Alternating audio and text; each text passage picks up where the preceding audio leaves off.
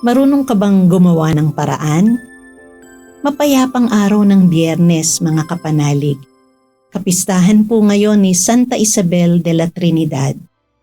Ito po si Sister Rose Agtarap ng Daughters of St. Paul para sa mabuting balita. Magnilay na po tayo sa Ebanghelyo ngayon.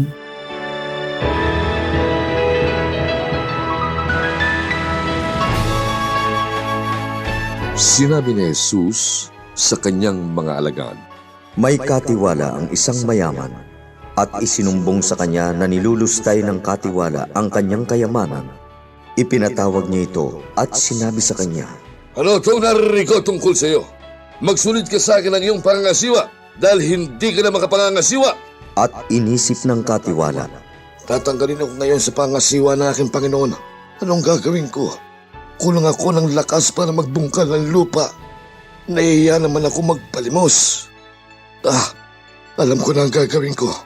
At pagkatanggal sa akin sa pangasiwa, may mga magpapatuloy sa akin sa kanilang mga bahay. Kaya tinawag niyang isa-isa ang mga may utang sa kanyang Panginoon.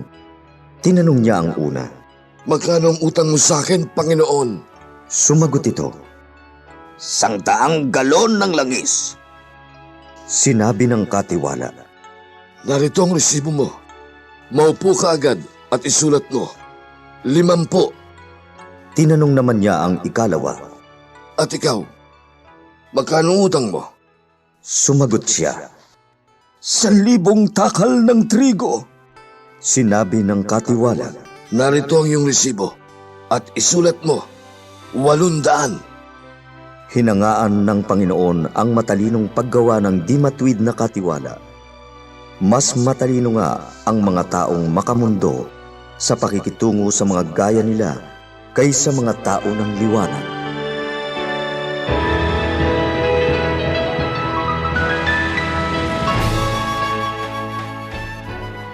Nagre-resokonto rin ba kayo tulad namin?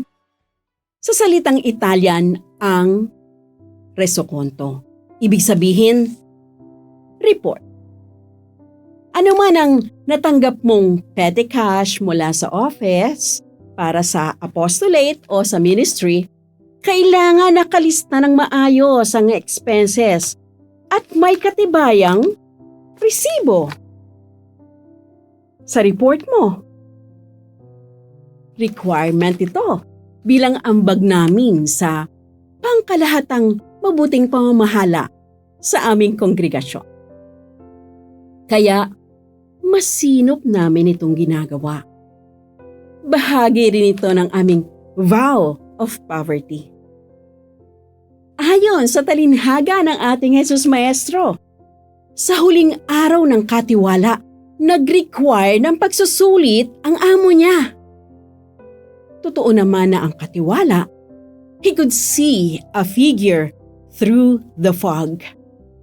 Advance mag-isip at matinik ang kanyang style.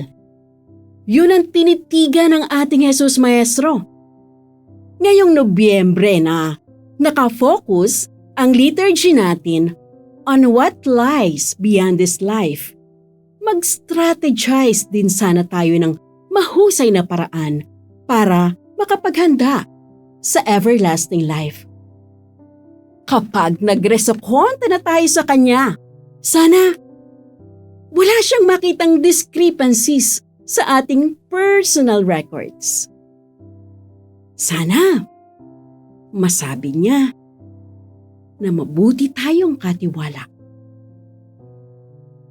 Kapanalig, ngayon pa man, sana maging desire din natin ang naging hangad ni Blessed James Alberione. Siya ang aming founder. Alam mo sabi niya, I wish nothing else.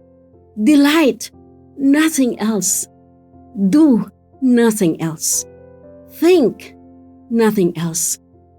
Speak of nothing other than Christ. Mga kapanalig, maraming salamat po sa inyong patuloy na suporta sa aming misyon.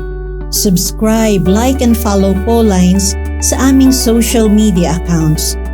tulungan niyo po kaming maipagpatuloy ang programang ito at ipadala ang inyong donasyon sa aming donations channels. Kasama pong lagi ang inyong mga intensyon at kahilingan sa aming panalangin araw-araw. Ito pong muli, si Sister Rose na nag-aanyaya sa inyong manalangin kasama ng lahat ng mga banal para sa mga minamahal nating mga yumao. Pagkalooban mo sila, Panginoon, ng pagkahimlay na walang hanggan at mamulat nawa sila sa kaliwanagang walang katapusan. Naway magpahinga sila sa kapayapaan. Amen.